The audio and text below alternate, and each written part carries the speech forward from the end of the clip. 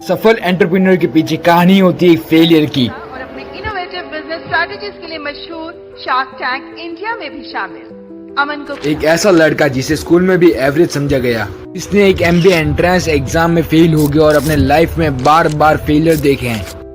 अमन गुप्ता चारों ओर छा चुके हैं, पर आज इनकी नेटवर्क है 720 करोड़।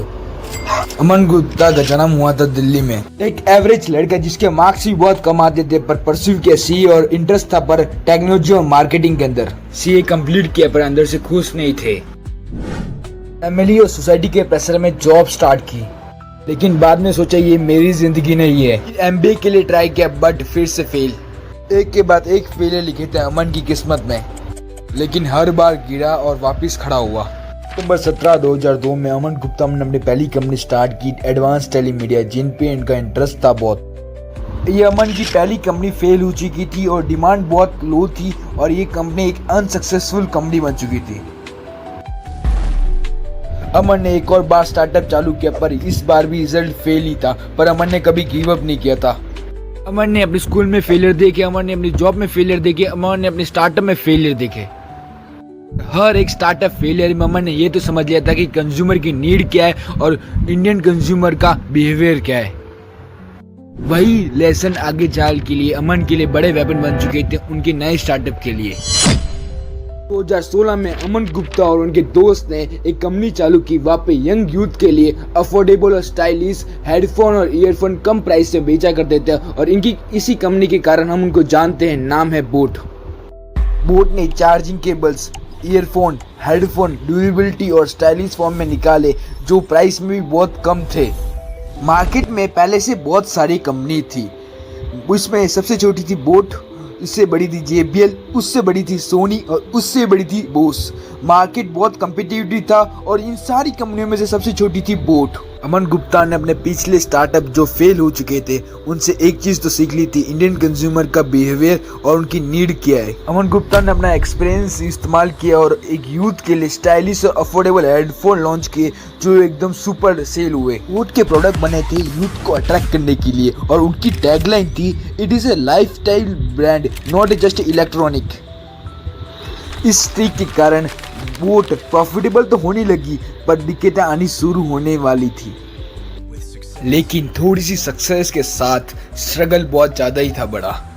बोट के लिए सबसे बड़े चैलेंजेस थे फॉरेन ब्रांड्स, जो बोट को मार्केट के अंदर आने ही नहीं देते थे और आ जाए तो उनके सामने बहुत सारे चैलेंजेस फेस करने पड़ते थे। सोनी, JBL, बोस ये बोट को मार्केट के अंदर एंटर होने नहीं दे रहे थे, ये मार्केट को पहले से डोमिनेट करके रखे थे। इन्वेस्टरों ने भी पीछे से हाथ हटा दिए और हंसने लगे, अब तो ये कंपनी फेल ही होने वाली और अपने पैसे उठाने लगे। पर ये तो खाली एक बिगनिंग थी। ये कंपनी एक बूटस्ट्रैप कंपनी बन चुकी थी। अब ये कंपनी फाउंडर के पैसे और थोड़ी सी रेवेन्यू इनकम पे चलने लगी थी।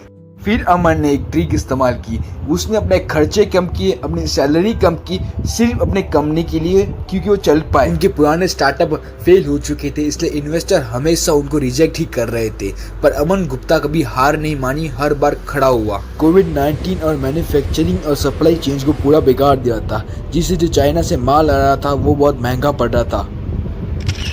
पर अमन ने कभी हार नहीं मानी। वो बोलता है कि जो लोग तुम अंडर एस्टिमेट करते हो उनको मत सुनो और अपने प्रोडक्ट और बेहतर तरीके से बनाओ जिससे मार्केटिंग हो सके।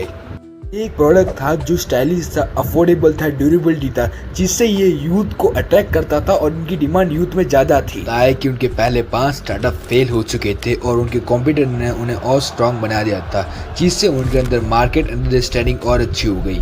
जब उनके पास बड़ी टीम थी तो पूरी एनर्जी टीम को संभालने में लग जाती थी, जिससे जो प्रोडक्ट का फोकस था वो बहुत कम हो रहा था।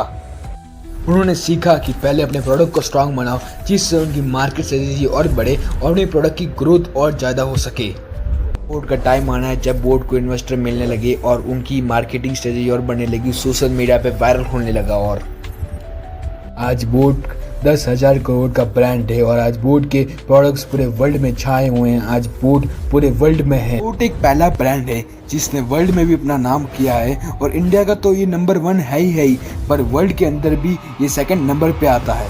अमन गुप्ता जो अपने MBA एंट्रेंस एग्जाम में फेल हो चुके थे, पर आज उनकी कंपनी के बलबूते पे पूरे इंडिया पे नहीं पूरे वर्ल्ड पे छा चुके हैं। अमन गुप्ता की कहानी में सिखाती है कि एक ऐसा लड़का जो पढ़ाई में भी एवरेज था, जिसके स्टार्टअप भी बहुत सारे फेल हो चुके थे। फेलियर एक स्टेप है सक्सेस का। जब लोग तुम्हें अंडर एस्टिमेट करें तो याद रखना, तुम अपने काम और अपने पैशन पे लगातार काम करते रहो। जब तुम्हारा टाइम आए तब तुम बोल सको। ऐसा लड़का जो अपने MBA एंट्रेंस एग्जाम में फेल हो गया, अपने स्टार्टअप्स फेल हो गया, पर कभी रुका नहीं। ऐसे इंटरेस्टिंग स्टोरीज के लिए फॉलो कर दो।